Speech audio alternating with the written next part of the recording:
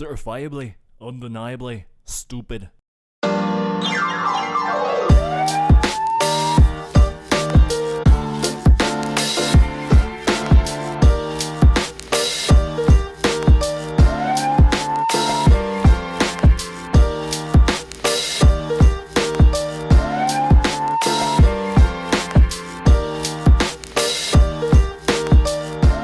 please don't. Okay. Hey everybody, welcome to a special entertaining stupid podcast. I guess I'm calling these with my buddy. These segments with my buddy. Yeah. And with me today is my buddy Ray. What up? And what I want to do with these sort of little new segments is I guess talk to you guys a little bit more about a specific topic and get your takes on certain things. A little while ago I was down in the States and did a lot of soul searching, and yeah, Ray, you didn't know? Ray just farted. Can't take anything seriously. Yeah. Anyway, And soul I searching. did some soul searching, and I thought I'd try and have some, I guess, more serious conversations with my friends, and I thought I'd record them. Mm-hmm. So today with you, Ray, I want to talk to you and discuss, trying to find your own little happy space, right? Safe space. Yeah, because like you and I don't know if a lot of people know, you are my introductions to sort of this group of friends here. You and I became friends in second year university or something like that. First or second, yeah. I can't remember. Yeah. We both went to the Edward School of Business, and we became friends there just because sat next to each other. I watched anime, and you're like, cool. Twitch streams. Yeah. And then we just started playing video games together, and then you just started inviting me out to hang out with your friends and stuff like that. And that's where the whole Buddy Jason sort of Buddy Jason came about. Introduced to everyone. This is Buddy Jason. Yeah, and that's how everybody knows me is Buddy Jason. That's why I'm calling this segment with my buddy. Yeah. Started something. Yeah. I did something. So we went to university for 4 years. Got the same degree. Yes. We are Bachelors of Commerce Management. And several years down the line here, we're what, 9 years out Of university? Yeah. No. It's like 4 or 5, Four or dude. five? If not. Oh fuck, I'm thinking of high school. You're thinking high school. Because Yeah. it was 2010. Excuse me. 2010 high school, 2014 or 15 university. Yeah, so probably about 14. 6. Yeah, 6. Oh, Jesus, it's 6 years. Yeah. Holy shit. I swear it was like 3 or 4. I know. My God. And we have branched down very, very separate paths, even though we came from the same place. Mm-hmm. Right? You're a relief driver for Old Dutch. Yeah. And I'm working at accounts payables for a mining company. And I know you tried to give the whole office shtick a bit of a try there for a little while, and you determined that it wasn't right for you twice. Well, I'd put an asterisk on that, though. Okay. I don't think I gave it a real fair shot. Because what's the two things I'm counting? The bank and I guess the week that you were in the office for the construction company. the construction. Yeah. Okay, yeah, those are the two I'm thinking of. So the bank one, I'd say, was not your typical office job because it was a lot more customer interaction. Okay. It was more like almost retail with just extra responsibilities and extra things you have to do and a little bit more high stakes, I guess. It's not 7-Eleven, it's not Indigo Books, it's dealing with people's money and finances, which everyone always gets fucking nutso about. Especially now. Holy shit, dude, people care about every last cent. So, so the banking job, I would say it was kind of an atypical desk job because yes, you're sitting at a desk, but you're dealing with customers all day. It's not just dealing with emails and phone calls and spreadsheets and all that. It's fucking customer interaction 95% of the time. So you're just trying to file people through. And then the construction job, I don't really want to say I gave that one a fair shot because I was jumping into the middle of an ongoing project and it was like the biggest project they'd ever done. So when they start explaining to me the system set up, the people, and that was a more typical desk job. It was you're just answering emails, phone calls, and filing paperwork and all that. But it's like you're jumping headfirst into a system that's already been developed and orchestrated with like 100 customers when their normal is say 20 customers, and it's how do you file all of this, who gets emails, who gets cross corresponded with what. And it's just like I walked in there to a bombshell and I'm like I'm fucking lost right from the get-go. Okay. And so now, what were some of the things that you didn't really like about the banking? So the banking was, again, probably the more, I think, so the one thing I will say that I realize I don't like about desk work is the fact that it's a little unpredictable, which, I mean, every single job you'll ever do is unpredictable. That's stupid to say. But it's the idea of, I'm going to answer this phone call or I'm going to answer this email and I have no idea what question they're going to be asking me. And I don't know if I have the answers for that. And I hate being that guy just sitting there going, I don't know. That's a good question. I guess I'll have to look into that. Durr. And they're sitting there going, oh, this fucking idiot, probably brand new on the job. Hate that feeling. So. And I guess that sort of relates out to the construction site as well. That was a big one with the construction because I just kept sitting there going, every single email I get, I'm going to be fucking lost until like probably 3 weeks, 4 weeks down the line when I kind of start getting an idea of things. And okay, this person deals with this person deals with this. And it also didn't help that I didn't have a construction background. So when it's like, oh, this guy's part of the paving construction crew, which if you knew construction would deal with the material side, not the end product side. And you're like, I have no fucking clue. And I'm just making this all up. I have no idea. So, but the banking side, yeah, it was just a whole lot of unpredictability. And just like a customer comes up to you. And again, I hated that idea of this customer coming up to my desk. This could be a 5-minute deposit a check into a checking account, or this could be a 45-minute, I need to do investments, check out my banking account, as well as do some transfers to a certain thing. And it's like, oh, fuck, I have no idea what's going on here. So I kind of hated that unpredictability of it a bit, I guess I would say. Okay. And, after a while, you somehow settled into your current position with Old Dutch there. And you stuck with this for quite some time now. Yeah. What about this job is a lot different than the other two that you've tried? I think right off the bat was probably helped that it's such low stakes, I find. Whereas the first one you're dealing with banking, if I make a mistake, I could fuck up somebody's financials. It can always be fixed. It can always be fixed. I can't do anything that's permanent. Mm-hmm. But if I screw up someone's bill payments, all of a sudden they could get a late payment and that's an extra $20. Maybe the bank has to cover that. And some manager's going, what the fuck do you do on that one? Or you do a bad wire transfer, it doesn't go through, they don't get the money at time. Oh, they're trying to buy a trailer down in the States, they don't make the purchase, the auction goes through, they didn't have the funds, they missed out on a purchase. Fuck, would I feel bad. Next one, the construction. I was just completely lost in the construction. Yeah. So that one's a tough one to say, but it's just the idea of like all these very important people who know the industry, who are part of the industry, they're sending out emails, and there's me, dumb fuckwad, sitting there answering these emails going, I have no idea what's going on. And then someone looks through my work and they're like, the fuck was this kid doing? This is not organized properly at all. This is all over the map and nothing's in the right place. And now, I mean, God forbid something gets poorly communicated, a job bid doesn't get through or a change doesn't go through.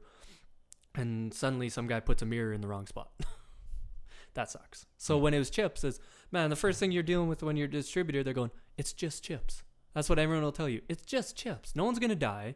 No one's going to fucking lose out on a mortgage. No one's going to lose out on anything. It's someone shows up, they don't have ketchup chips. Well, goddamn, I guess I'll buy a different brand. Like, it's no big deal. So stakes were a lot less. Very different job type as well. It's a lot more physical labor, as well as you're not in an office. It's completely independent, self-structured. You're kind of on your own a little bit, but also it's just easier to figure out, I guess. I don't know. Okay. Yeah, before sort of this office job that I had, I managed a franchise, and I did a lot more running around. I wasn't sitting in the office and doing paperwork for 8 hours a day, Mm-hmm. right?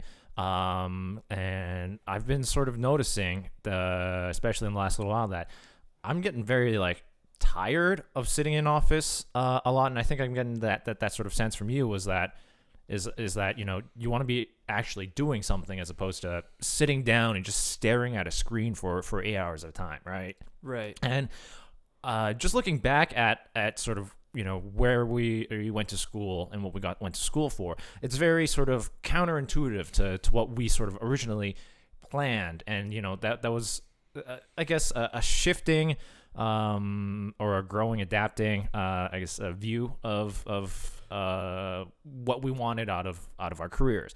So I want to ask you, how do you determine what certain aspects of a job or something like that that you value or would make you happy in the workplace? Okay. I kind of want to go back a little bit on what you're talking go ahead. about.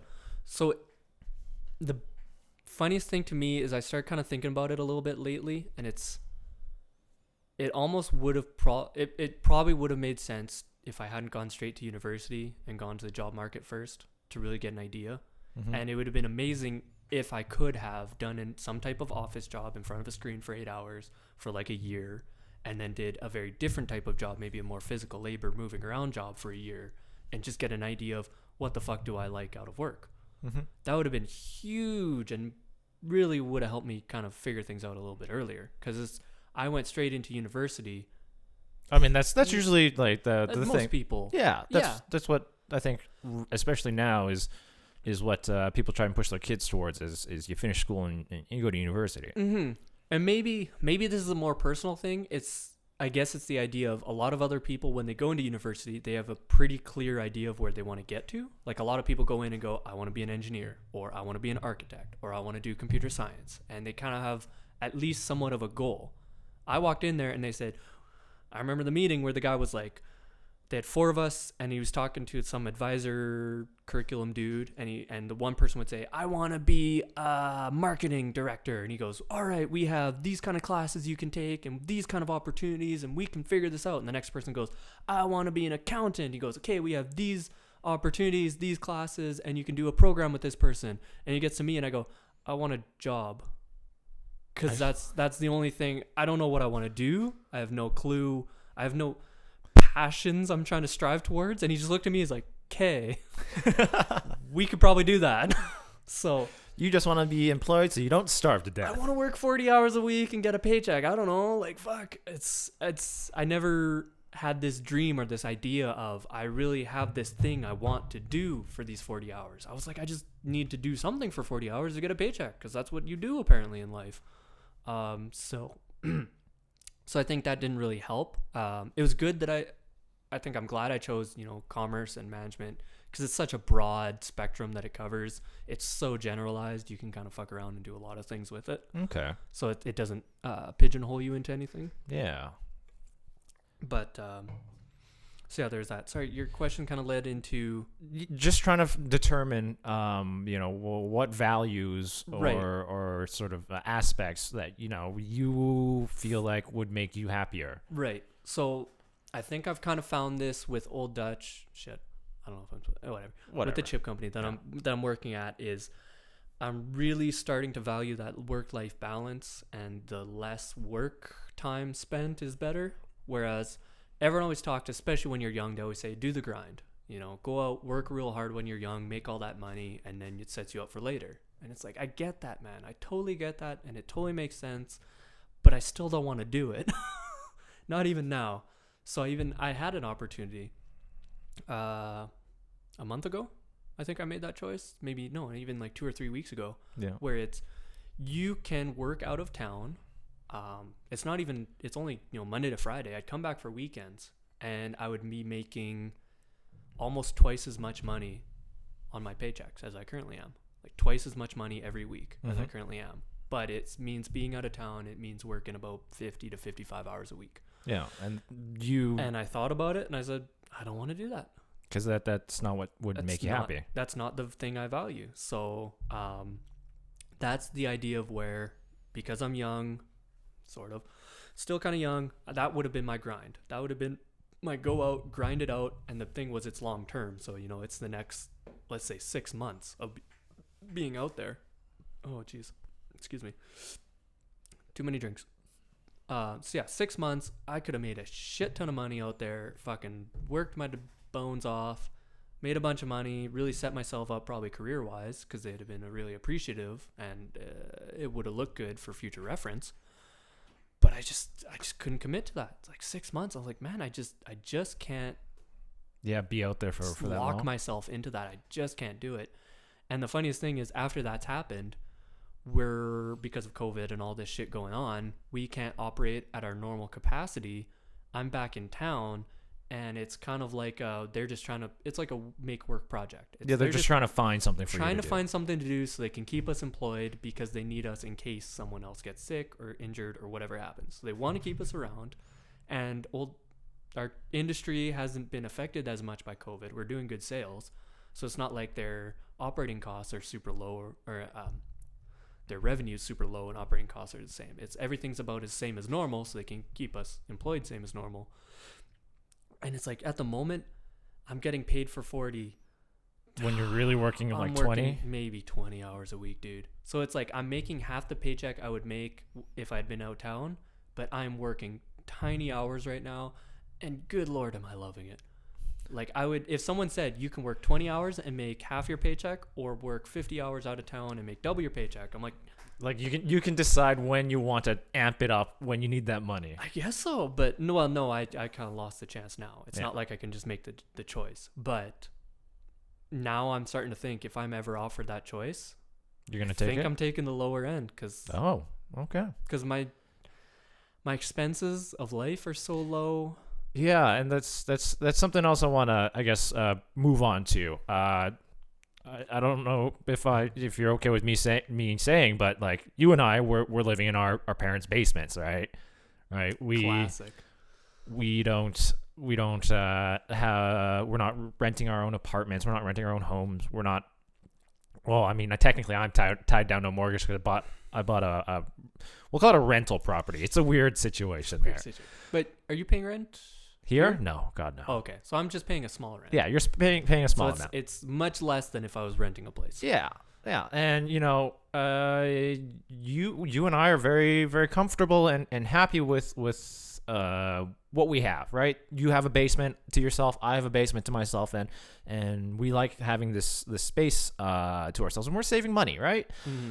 I find that, you know, especially with sort of expectations of people our age, you know, we're in our mid to late 30s, 20s, 30s. Jesus sorry, Christ. No, I was thinking close to 30, but yeah, Close mid to to late 30. 20s, yeah. Yeah. At this time, you know, we should be Settling down, on our own having and a family, buying a house. yeah, and that kind of stuff. And you know, that's not what would make me happy right now, because like, I barely know how to take care of myself, right? And you know, having even just like this little space to myself is perfect, because we're a bit more introverted, right? Mm-hmm. We like having our own little areas. And then you look at, you know, some of our friends and stuff like that, where they put a mortgage on a home and that kind of stuff. Do you ever find yourself sort of comparing what you've accomplished to what other people have accomplished? And like, you know, do you think that's like a healthy way to do stuff, like to measure your own happiness? I don't think it's healthy, but I'm going to say everyone does it. Everyone does it. It's going to happen. Don't ever think like, oh, I shouldn't compare, because I've had that happen. I've been at workplaces, or I've had coworkers tell me, oh, you can't compare yourself to your friend, or oh, you can't compare yourself to that person. You're going to do it. Everyone does it. It's just a normal thing, because you look at what somebody else's has and you say, okay, they have this, I don't have this. You know, should I have this? But so of course I've definitely compared myself to all my friends at multiple times, and it can be difficult because, you know, everyone has a very different life situation. Obviously, no two life is the same. And it can feel like other people are, you know, kicking ass and just like, oh my God, they figured out life right from the get-go, man. These guys are killing it. And I have a few friends who I can say, like, man, they are killing it. They are living the life. This is like peak achievement of life. So I think the thing that really helped me in that regard is always comparing and all that is you have to have one thing where you feel like you're kicking ass at. And to me, that is savings. Is just because of the situation that I've been placed in, living in my parents' house or basement, cheap rent, and just working. And also just kind of a cheaper lifestyle, being an introvert, not going out to clubs, spending a ton on liquor, Traveling a lot. activities, traveling. There's so many things. No multiple girlfriends. Yeah. So it's like you could say I'm missing out on life in a lot of regards, but okay, I'm putting all those paychecks away. So all of a sudden my savings are doing pretty good. And so that's the one thing I can say, oh man, he has a mortgage. Oh, he has a girlfriend. Oh, they might have a kid coming on the way. But it's like, at least I got a nice savings account I can fall back on.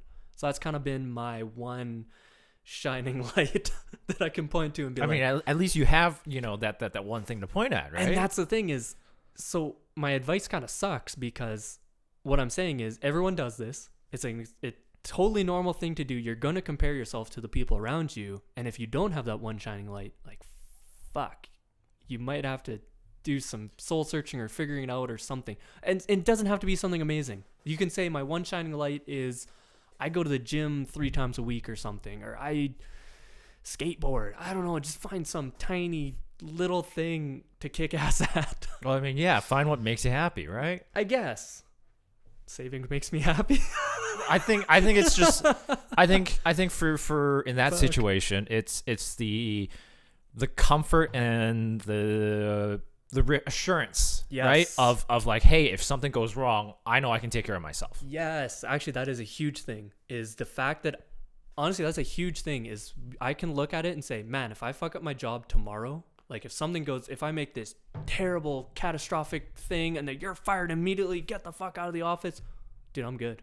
I'm fine for the next like 6 months. I can survive. I can go for quite a while in a vegetative state until I need to find work again. So it's such a reassurance. It is so.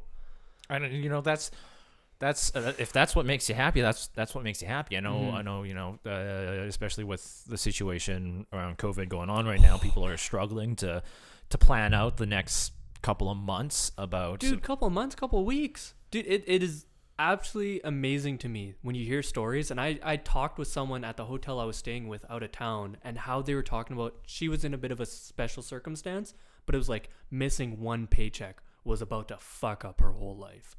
And that just blew my mind. Yeah. That's so, and I hate to say it, but just a story. This happened in like first or second year of university or something like that. I think it was then. I went to pay a bill and I couldn't pay it. My checking account was like below $100 or something like that. I was fucking broke. And that was a situation for me where I saw that I couldn't pay the bill, a card declined or something like that. And I just looked and I said, never again. I will never be in this situation again. I do not want to feel this. And that's when I fucking started really ramping up my checking account, making sure I had at least something. And obviously during university, it's not easy. You can't save a lot, but it's just, at least I had something to fall back on. Even if it's $200 in your checking account, fuck, at least I can pay a couple bills. I can fill my car with gas. So it's just the idea of, so that was a kind of a turning point for me, was I looked at that and I said, never again. I will never be in that situation where one missed paycheck fucks up my life. Yeah. I mean, I realized that very early on in life too. It was sort of a very similar situation. I just remember looking at my parents while they tried to, because they owned a business, they were paying down a mortgage, and they were juggling bills like crazy, and they're just trying to find ways to pay what they could when, and what they could postpone for 30 days before that, or like when was something going to get cut off or something. And I just thought that is not a way to live. How stressful. And I think yeah, that's why I wanted to talk to you about this, because like you and I sort of value that assurance of making sure that we have everything covered, and that's what makes us happy. Mm-hmm. Right and yeah, so the other thing I want to move on here with is do you does the opinion of like family or others sort of affect sort of your view on happiness? It does. It shouldn't, but it does. Again, it's one of those things where it's like the whole, I don't know, like a Buddhist philosophy or something, where people always tell you, oh, it's all about you. You got to think about yourself. You can't let the outer world affect your inner sanctum or some shit like that. It's like, it's going to happen. We're fucking human. Obviously, we compare ourselves. It's catching up with the Joneses. It's comparing yourself to your friends. It's opinions of the people around you.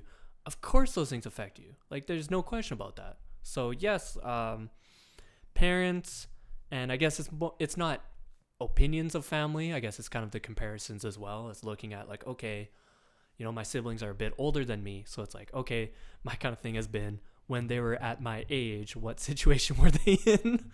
And am I doing better, worse, even? Yeah. So it's maybe not good. Obviously, I keep all this to myself. I would never say that to people out loud. So that's probably a more healthy thing. You don't want to, this is all internal stuff. You don't want to be extruding this stuff. Well, that's a stupid word. Externalizing. You don't want to be externalizing any of this. Like, you don't want to be talking about to people and comparing yourself to them. You never want to let them know that that's happening, because it's all a personal thing. So this is all internal stuff. But yes, and of course, parents, like we were talking before the podcast, is parents are always looking for the grandchild. Yeah. They have fucking wires in their brain that just firing nonstop. They have to have it. So the fact that a sibling of mine had a baby recently is really really tamed that urge. Really, they're focused 100%. They're laser focused on that right now. So that put a lot less pressure on the rest of us. But I would never let that pressure actually affect my life and my decisions. It's more of just almost like a sarcastic joke here and there. It's where's the girlfriend? Oh, where's the wife? And you laugh it off or you ignore it, whatever. That's just parents being parents. Okay. So you don't let that sort of get to you. I mean, I try not to. Yeah. But everyone says, I don't let that get to me. It gets to us. It always does. There's at least, even in the very, very, very back of the mind, nibbling at you. It's in the head. It's in there. But you try not to let it. I think the biggest thing would be, yes, it can affect your mind, but try not to let it affect your decisions or your goals or your plans, where it's, I could do route A and maybe I'd be a bit happier and work less, or I could do route B and get a girlfriend and a mortgage and work harder. And it's like, oh, fuck, my parents want me to choose B, so I'll choose B. No, man, you got to choose for yourself. So, yeah. I don't know. Who else would have expectations within family? Not really friends. Well, I mean, if you had a significant other, but you and thing. I are nowhere near that. Rocking that single life. Yeah. Which is a whole nother other thing. Yeah. That's... It's interesting. Let me try again. It was interesting to hear you say that earlier, because you've been in relationships and you've kind of experienced that. So for you, is it a need to get back to that, or just kind of a want, or is it what it's about and you know how much work it takes and you're just not sure if you can handle that right now? Yeah. So, this whole topic is about, finding your own happiness and that kind of stuff. And a little while ago, I explained that, it was at the beginning of this podcast, the intro was me talking about, I went on a little self journey for a while, but just because I did get burned out on work, because the expectation that for me when growing up is you work hard, right? That's what you do. Mm-hmm. And that's just because, that's what I saw in my parents, because they own their own restaurants and stuff like that. They just put all their effort into it. And I thought that's I guess like the role model that they sort of. That's the normal. Yeah, that's the normal for them. So that's what we're on. And I realized that I'm not happy doing that kind of stuff, right? I'm not happy. At this point, I'm not happy doing that kind of stuff, and I'm not equipped to do that kind of stuff. And with the relationships, yeah, I'm not. In general, I don't think I am happy right now. I mean, there's certain aspects of my life that I am happy about. Other aspects, not at all. Okay. Right. And I think especially in a relationship, right? You have to be happy about yourself before you can be happy for another person, and that's what essentially a relationship is about, right? Is being around someone you feel happy for, and someone that feels happy for you, right? Yeah. And if I don't feel happy about myself, then I can't show that happiness to other people.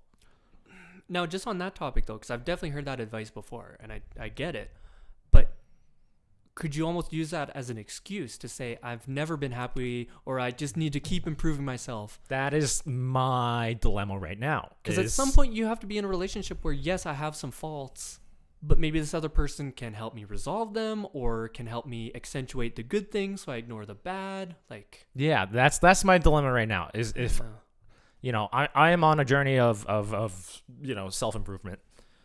Am I using this as a crutch to sort of stagger my progress? Yeah. Or is this actually an obstacle? But that's interesting, because you could say stagger your progress, but that's stagger your progress in a relationship sense, but you're excelling in another sense of self-improvement. So it's almost like you have so many different areas of your life to improve. You can only work on so many at a time. Man, it's complicated. Yeah. And I guess that's the point where you find, what am I focused on? What's more important to me? Relationship, fitness, health, work, finances. Like there's 1,000 different options you could pick. Skateboarding, painting, arts and crafts. You pick a goal and you focus on that one, and obviously you're going to ignore some others. Yeah. So, well, now I'll turn that back on you, Ray. You've been single for life for the entire life. We'll be honest about it. Do you ever feel like unhappy, unsatisfied about that sort of situation? Do you think you want to try and take steps to fix that, or are you happy with what you have right now? Damn. All right, time to get honest for the first time ever. Yeah, go ahead. Of course. Everyone feels the need for socializing. I think it's just an innate human instinct to want to have a partner. So, of course, I feel that need, that urge or whatever. Similar to your idea of, I need to be happy with myself first before I can be happy with someone else. I've also, I want to say, used that excuse in my life many a times, because I'm not satisfied in a lot of areas in my life. But that's the problem, is I'm not improving them at the moment. I'm not even working towards that. So I'm completely stuck in a rut in that regard. But I think it's more so the fact that I've gone so long being alone. The idea of sharing time with someone else is such a foreign concept to me. Because you hang out with friends, you hang out with family. It's a short-term commitment. It's 3-4 hours. It's a dinner. It's whatever. But you can always leave. That's the thing. You can always escape. You can't leave a relationship. All of a sudden, if she's living in your house, holy shit. Yeah, you can go to another room, but she's there. She's always watching you. Always watching. Well, yeah, you go to sleep, she's there. You wake up, she's there. But that's another thing, is you wake up and she's there. That's like, fuck, you should be... Some days, yeah, you wake up and you go, oh, I have this girl in my bed. And the other days, you're like... So oh my God, what I'm getting, Ray, is that at like when you do settle down, you get married, you're getting yourself a little like apartment, across the city or something. No. I just need a man cave. I need a man cave that I'm gonna hide in and retreat to. Or it's like, Ray stays at my house for like 2 days out of the week just for some alone time. I just need to go. No, and that's the biggest thing of a relationship, is to be able to be comfortable with the person. I think it's like. And I think that's one thing I'm really starting to notice, is like, oh, what are you looking for? Oh, a girl with good personality, or humor, or a good looks, or cooking skills. And it's like, man, I just want to find someone you can be comfortable with for like hours on end. Someone who's just willing to put up with my stupid shit. Holy shit, dude. If you can handle me for like 4 hours straight, you've done it. You're winning. So that's everyone. I think everyone's looking for that. Not everyone can identify that they're looking for that, but I think that's a big thing. Or there's difficult relationships where maybe you don't get along so well, and it's a lot of battling or confrontation. But if you can make that work, by all means. Everyone's different, but just the idea of being comfortable with someone, and also being comfortable with the idea of, hey, honey, I just need to go be by myself for an hour. I just need to go play some video games for an hour and just really fucking disappear from the world for a moment. And then I'll come back. I'll come back. I'll be back. 6 months down the line. Yeah. What am I playing? Fucking Persona? Jesus. This game just keeps going, dude. Fuck. And that's the thing is I can talk such a big game about relationships, but I have zero experience to back it up. So I'm like, I'm talking bullshit out of my ass on this one. Yeah. So, I mean, this is outside of the whole happiness thing, but we're on the topic of relationships right now. dude, I know personally for myself, having all these previous relationship, it's practice, right? It's me figuring out what I want, what I can tolerate, what I'm willing to put up with, and what I'm searching for. For someone like you, Ray, who hasn't had a very long history of relationships, do you feel like, especially with where we are in our age, like those opportunities are becoming very limited, or are you thinking like, you're going to try and fit a couple of relationships in fairly quickly and then try and figure out, this is what I'm looking for, or, That's a tough one because, again, I don't have anything to go back on to look at. And also the fact that I haven't actually put any effort into looking. So that's a big factor as well. As people are like, oh, what, you can't get a girlfriend or you can't meet people or stuff. I can't say anything because I haven't tried fucking anything at all. I haven't done anything on that effort. I haven't gone on Tinder. I haven't gone on Plenty of Fish or Christian Bumble Mingle. or any of the apps that Christian has. Nice Christian single girl. Farmers only. Farmers only. She needs to have at least 3 acres. Yeah. So I can't say I've been trying. So I can't say that opportunities are there or I need to narrow or expand my focus. There's no background to rely on.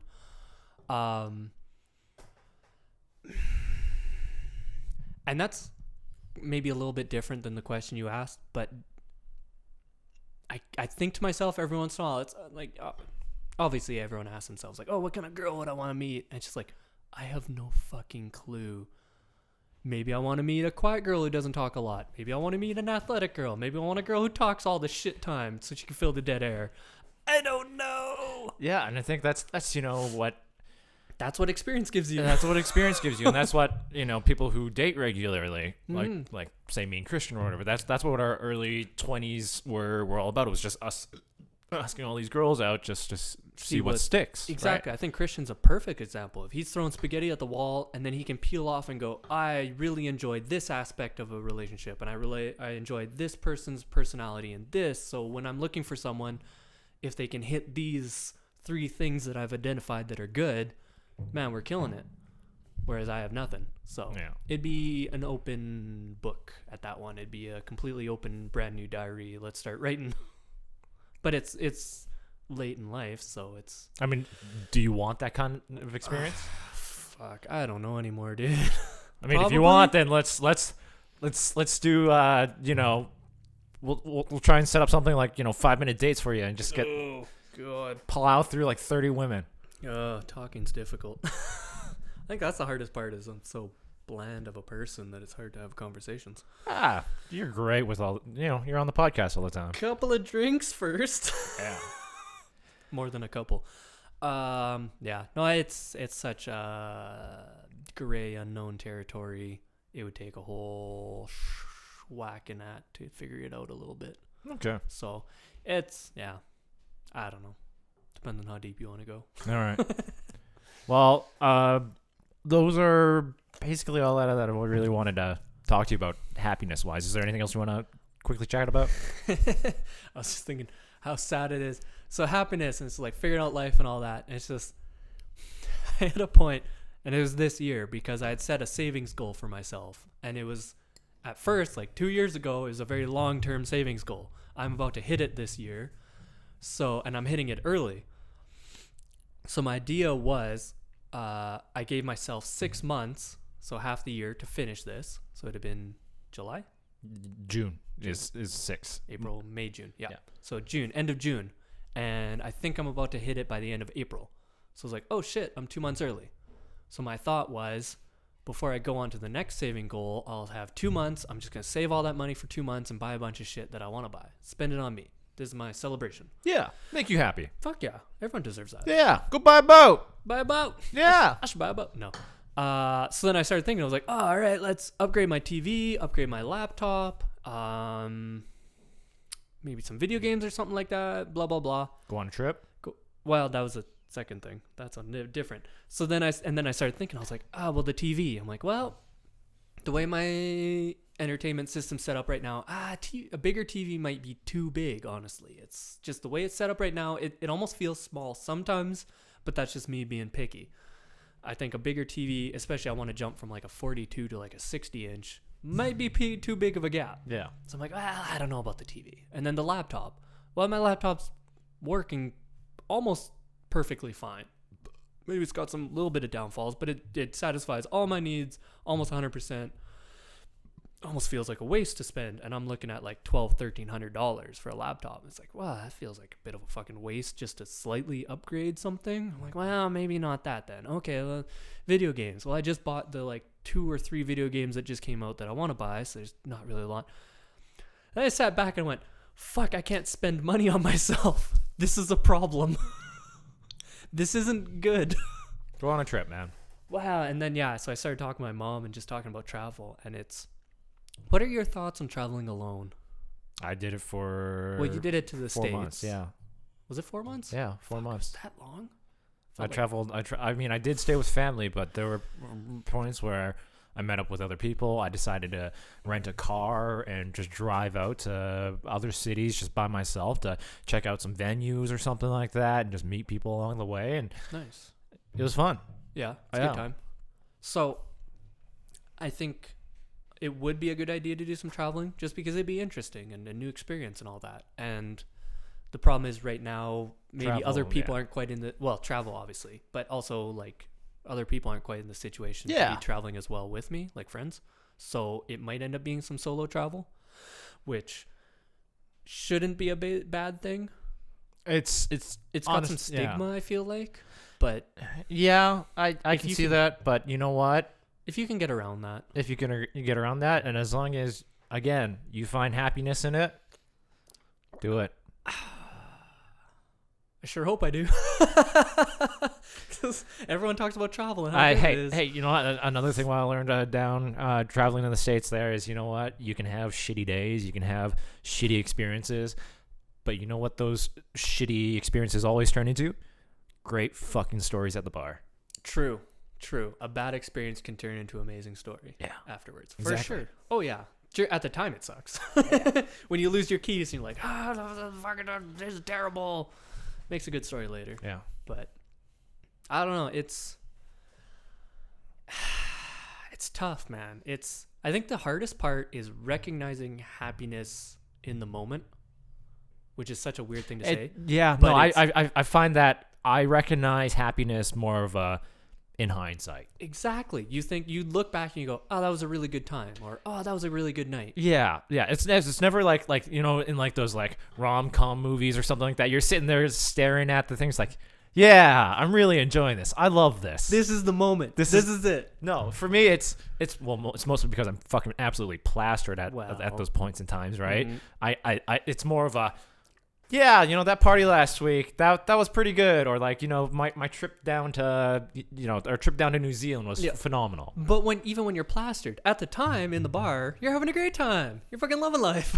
Super great. So I tried this at one time. I was driving back from work last week, I think it was. I'd finished work and then what was I doing? I think I was getting groceries for the parents. So I was at Sobeys and then I was driving home and I decided to treat myself, so I grabbed a Red Bull. And I was like, I specifically told myself, I was driving my car and it was one of the first nice days that we finally had, where it finally got fucking warm a little bit. So I rolled down my windows, I had Good Tunes playing, and I had a Red Bull in my hand. And I was driving down the street and I went, this is a good moment. I am happy right now. And I had to tell myself that. And then I just tried to sit back and enjoy the moment. And it's so weird to tell yourself to do that and to like try and live in that moment. It's not it just happened. It was like I specifically stopped myself, thought about it, and went, all right, I've got a good drink. I've got good tunes. It's warm out. I have the windows down. I'm happy right now. This is good. It was so weird. You just got to find those moments to enjoy and be Yeah. happy about. So And yeah.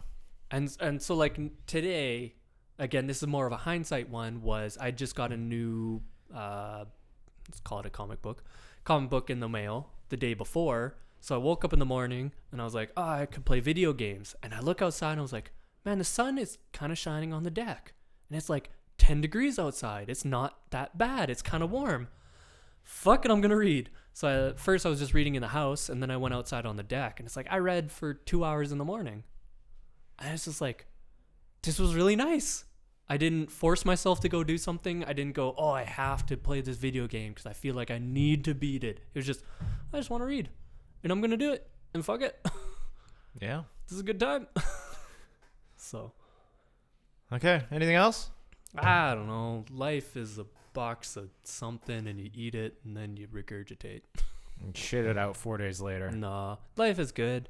Man, fuck. It's a deep concept. It's a personal concept. Everyone has to kind of figure out their own way. Obviously, everyone's life is different. And there's a lot of failures. There's a lot of successes. You have to kind of learn from everything a little bit, obviously. I don't know. I think the comparison thing is the biggest thing to me, is where you're trying to compare your life to what's normal at this time. Like, let's just pick 25. What's normal at the age of 25? What's normal? What do normal people do? Should I have a mortgage? Should I be renting? Should I have a girlfriend? Dip. Everyone's living their own life, man. Everyone's doing something different. Yeah, there's going to be down times. There's going to be hard times. You got to enjoy the good times while they are. You got to find that thing you enjoy. Or I guess I'm finding it's a lot of books, TV shows, gaming. I don't know. Do the things you love. I don't know. It's different. It's weird. Yeah. I'm trying to be deep, but I got nothing. I mean, we're drinking right now, so it's probably not going to be very deep at all. No, that's when I'm at my deepest. I'm off the deep end. All right.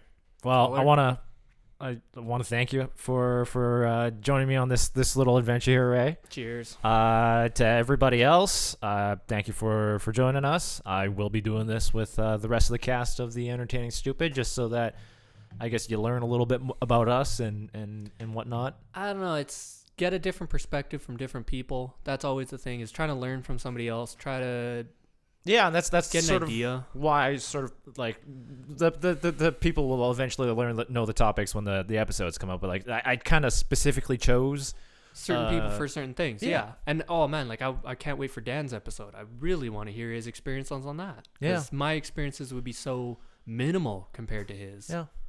It'd be such an interesting topic. So look forward to the future ones, guys. This one's the bottom of the barrel. This is the first one. It only goes up from here. This is the first one we're checking off, and I thought I thought it'd be a very fitting point to check off, just because you're my first friend out of this whole friend group here, and you introduced me to everybody else. So I want to say I would attribute the last 5 years my happiness there to you, Ray. Oh, that's the biggest compliment I could ever get. All right. Well, we'll talk to you guys later. Bye. Peace.